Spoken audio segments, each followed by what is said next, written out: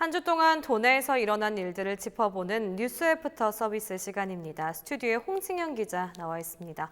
네, 홍 기자, 이번 주는 어떤 소식들 준비하셨나요? 네, 먼저 부동산과 관련된 이야기를 준비해봤습니다. 최근 춘천 지역 아파트의 미분양이 쌓이면서 부동산 시장이 얼어붙었다고 하는데요. 어떤 내용인지 보도부터 확인하시죠. 그동안 이어오던 춘천 아파트 완판 행진이 끊긴 겁니다. 실제로 지난 2011년부터 지난해까지 들어선 일명 브랜드 아파트들은 분양만 하면 모두 청약 1순위에서 마감됐습니다. 하지만 올해 초 분양한 이 아파트도 일명 브랜드 아파트지만 1,500여 세대 중 약 400세대가 미분양됐습니다. 현재 춘천 지역 미분양 세대는 480여 세대, 정부는 춘천을 미분양 관리 지역으로 지정했습니다. 오는 2020년까지 재건축 등으로 17,000세대가 추가 공급될 예정인데 과잉 공급된 춘천에 아파트 짓는 걸 제한하겠다는 겁니다. 춘천 지역 아파트 평균 매매 가격은 지난 2017년 12월 최고점을 찍은 이후 86주 동안 하락세가 이어지고 있습니다. 아파트 가격이 떨어지다 보니 집을 팔려고 내놓아도 사는 사람이 없습니다. 특히 신축 아파트 입주를 앞둔 사람들은 발만 동동 구르고 있습니다. 현재 살고 있는 집을 팔아야 신축 아파트 잔금을 마련하는데 한쪽이 막혀버린 겁니다. 이 때문에 입주를 포기하는 사례까지 발생하고 있습니다. 지난 2016년 상반기 10,000건에 달하던 거래량은 매년 감소해 올 상반기에는 3분의 1 수준으로 줄었습니다. 여기에 정부가 수도권을 대상으로 추진 중인 강력한 부동산 규제 정책이 춘천 부동산 시장에도 악영향을 미치고 있다는 목소리가 높습니다. 네, 관련 보도 내용 보고 오셨는데요. 부동산 관련 전문가 전화 연결해서 좀 더 자세한 상황 들어보도록 하겠습니다. 공인중개사 이성길님 전화 연결되어 있습니다. 네, 지금 춘천 부동산 상황 좀 짚어주실까요? 춘천 부동산 시장은 상당히 좀 안 좋은 상태고요. 예, 전체적으로 봤을 적의 흐름으로도 악화가 돼가지고 앞으로 전망도 상당히 어둡습니다. 거래량도 많이 줄었어요. 2, 3년 전에 비해가지고 거의 한 30-40% 정도밖에 안 되고 있어요. 매매뿐만 아니라 전월세 임대도 마찬가지입니다. 네, 중개사님, 실제 미분양 물량이 참 많은데 실제 좀 피부로 좀 느껴지시나요?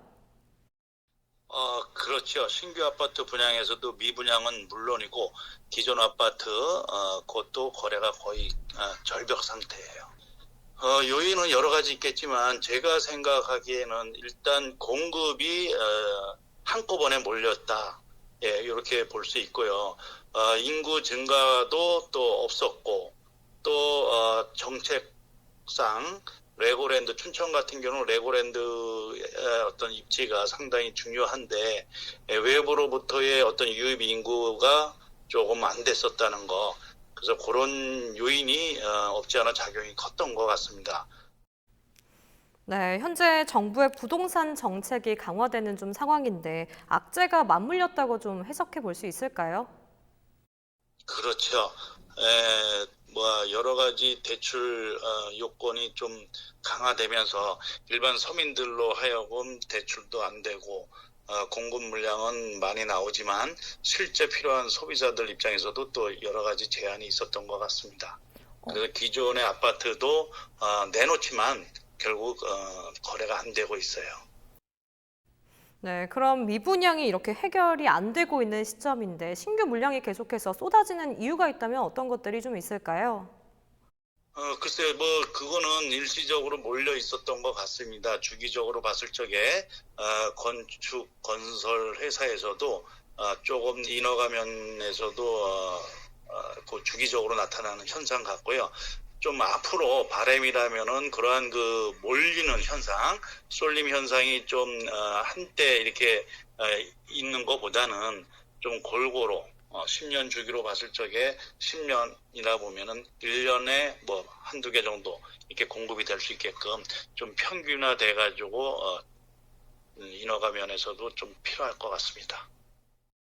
네, 여기까지 듣도록 하겠습니다. 중개사님, 오늘 말씀 감사합니다.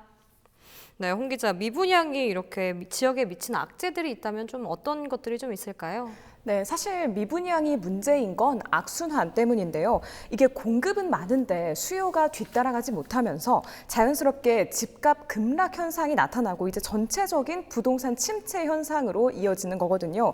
그러다 보니까 이제 부동산의 분양을 받아도 기존 집이 팔리지 않으면은 입주를 하지 못하는 그런 상황까지 발생하고 있는 겁니다. 네, 부동산 시장이 뭐 좋지 않다고들 다들 입을 모아서 말을 하는데 앞으로도 전망이 좀 밝지 않다면서요? 네, 그렇습니다. 사실 뭐 공급이 지금 가장 큰 문제잖아요. 네. 그런데 문제는 지금 앞으로 2022년까지 아파트 공급이 줄줄이 지금 예견이 되고 있다는 겁니다. 재건축에다가 지금 현재 공사 중인 아파트 단지까지 포함을 하면 지금 약 공급 물량만 17,000여 세대가 지금 계획이 되어 있습니다. 춘천시가 이제 공급 물량을 줄이기 위해서 이제 아파트 공급 시기도 좀 조정을 하겠다 이렇게 밝히기는 했거든요. 네. 그런데 뭐 사실상 재건축이나 재개발 같은 경우에는 이게 뭐 계획을 조절하기가 어렵다 보니까 공급이 좀 불가피한 상황입니다. 네, 뭐 특히 이런 상황에서 인구도 지금 꾸준히 줄고 있는 상황인데 인구 감소에 관한 내용도 좀 짚어주실까요?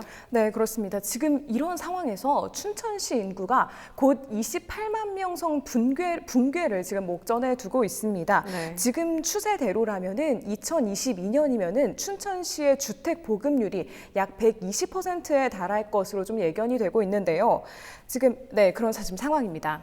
네, 그렇군요. 뭐 사실 지금만으로도 상황은 좀 좋지 않은데 최근 뭐 정부가 서울 주거 안정을 잡기 위해서 수도권 3기 신도시 조성 계획을 발표했는데 그 영향도 클 것 같습니다. 좀 어떻습니까? 네, 그렇습니다. 지금 말씀하신 그 수도권 3기 신도시 조성 계획이 남양주와 하남 그리고 과천 등 수도권 인근 도시에 약 18만 가구 규모의 아파트를 포함해서 주택 30만 채를 공급을 하겠다는 건데요. 네. 이게 문제는 강원도에 좀 막대한 영향을 미친다는 겁니다.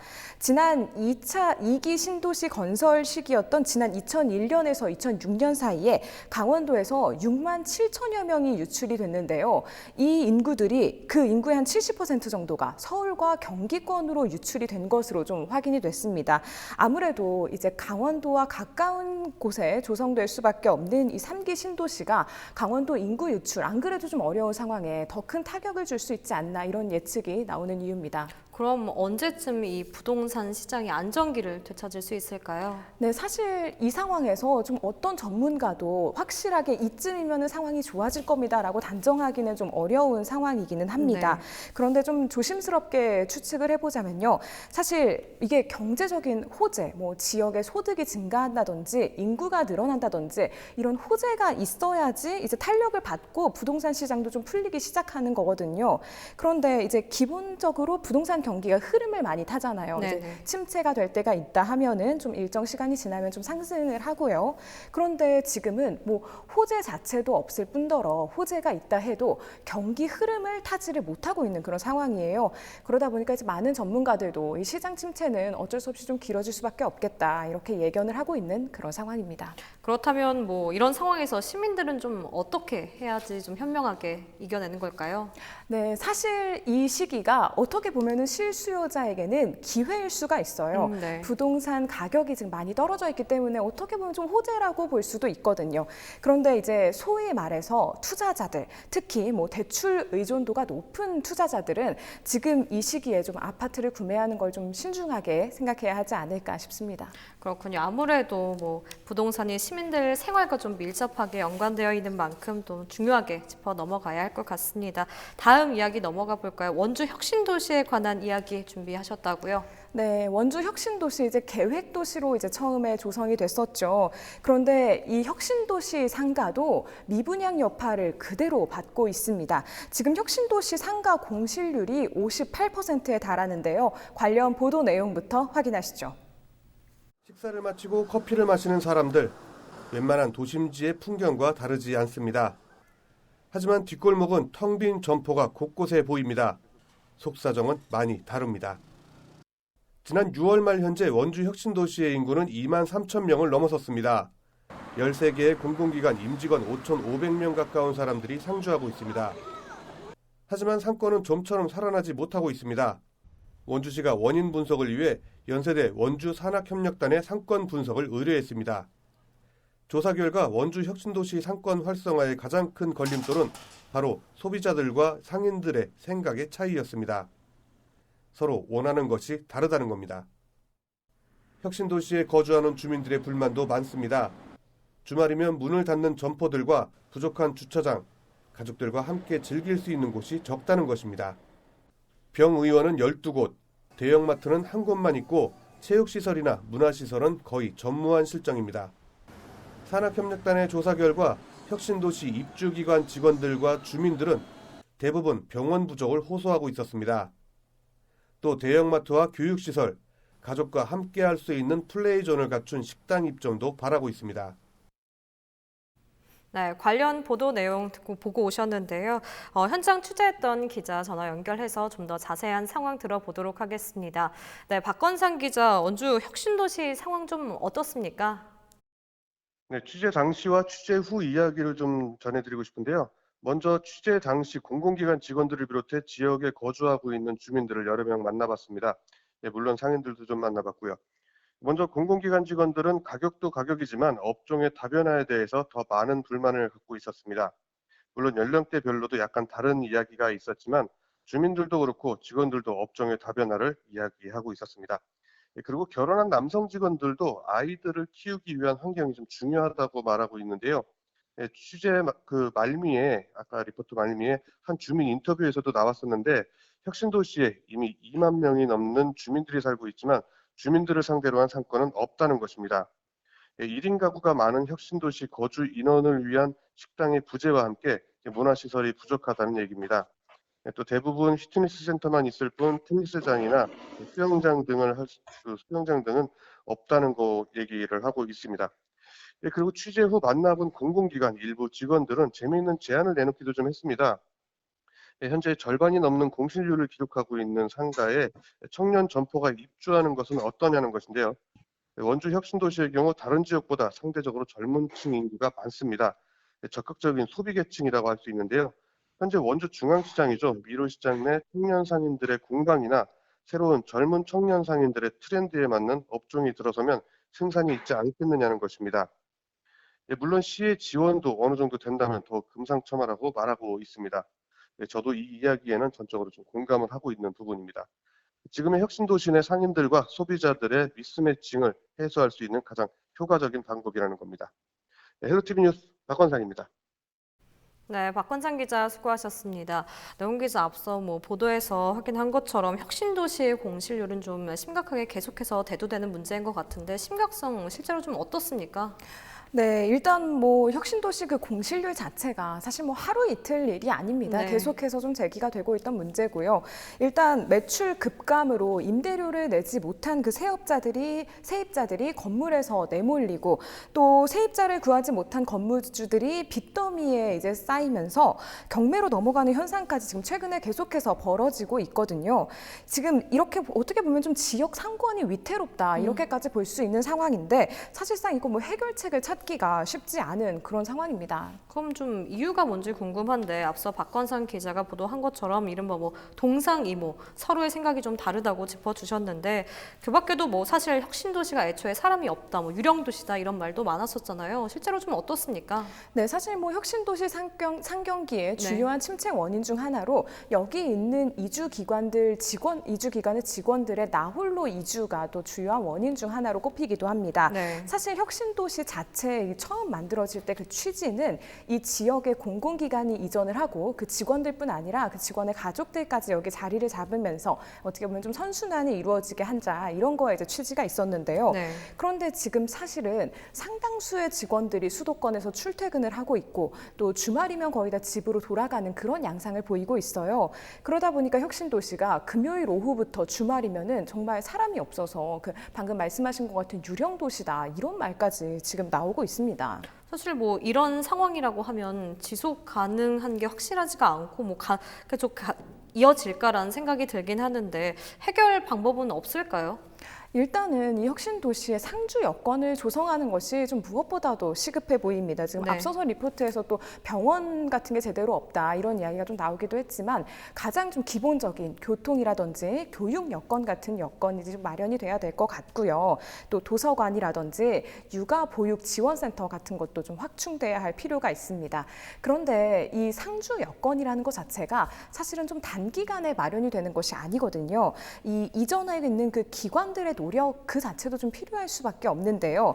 지금 예를 들면 국민건강보험공단이 지역 경제를 좀 활성화하기 위해서 월 1회는 구내식당을 운영하지 않고 이제 외식을 하도록 이렇게 좀 유도를 하고 있거든요. 네. 이런 식으로 이제 기관들과 또 원주시 시민들이 좀 머리를 맞대야 하는 시점이 아닌가 그런 생각이 듭니다. 네, 혁신도시 활성화에 대한 문제는 더 많은 고민이 좀 필요할 것 같습니다. 이야기는 여기까지 정리를 하는 걸로 하고요. 설악산 5세 케이블카에 대한 이야기로 넘어가 볼까요? 네, 설악산 5세 케이블카 사업을 둘러싼 갈등이 좀 격화되고 있는 모습입니다. 환경부가 그간 환경갈등조정위원회를 열고 10차례가 넘게 좀 논의를 진행돼 왔는데요. 이제 조만간에 최종 결론이 나올 것으로 보입니다. 보도 내용 확인하시죠. 설악산 5세 케이블카 사업은 양양군 오색약수터에서 설악산 끝청 3.5km 구간에 케이블카를 설치하는 사업입니다. 정부 승인을 받은 지 4년이 흘렀지만 아직 착공조차 하지 못했습니다. 사업 부지가 멸종 위기종인 사냥의 주요 서식지로 밝혀지면서 환경단체 소송이 이어졌기 때문입니다.